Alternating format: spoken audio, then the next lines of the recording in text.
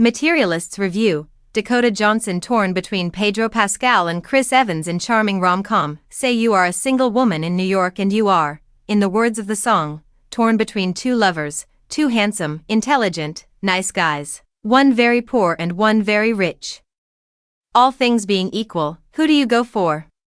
The answer in real life is very different, in fact diametrically opposed, to the answer in a film.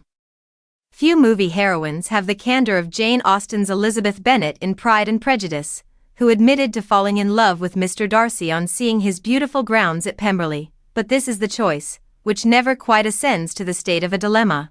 In this charming and watchable, yet for me somehow anticlimactic, romantic comedy drama from South Korean-Canadian filmmaker Celine Song, a love triangle confection to follow the much realer, truer love triangle of Song's much acclaimed debut Past Lives.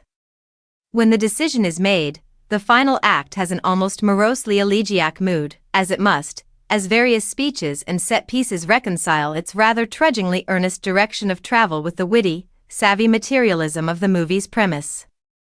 The scene is, of course, Manhattan, where Lucy, played by Dakota Johnson, is a matchmaker, arranging dates and introductions for professionals who want to get married or, in fact, to settle.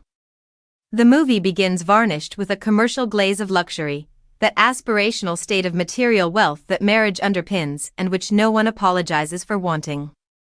Lucy is about to pull off her professional and personal masterpiece. She is unofficial guest of honor at the Chi-Chi wedding she has masterminded for a tremulous female client who has bagged a rich financial guy. The groom's unmarried straight brother is hedge fund manager Harry, played by Pedro Pascal, tall, well-built, sophisticated, rocking a non-rental tux, clearly very rich and very interested in Lucy personally. He's basically a nice, non-psycho version of American Psycho's Patrick Bateman. In fact, for much of the early stages of the film, the dialogue does have something of Bret Easton Ellis, observations about wealth exchanged on a level of murmuringly subdued rational calm. No one is trying to be funny. This is just the way it is, but just as Harry is putting the moves on Lucy at the reception, her ex-boyfriend John, Chris Evans, serves her a drink.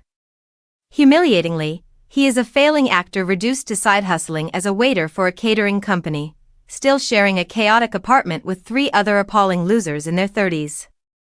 And so Lucy's relationship with the glamorous and stylish Harry proceeds in parallel with this bittersweet and inconvenient reconnection with the broke, lovable, and hot John. Flashbacks reveal that Lucy, now a super cool professional, was once much more vulnerable and emotional with John.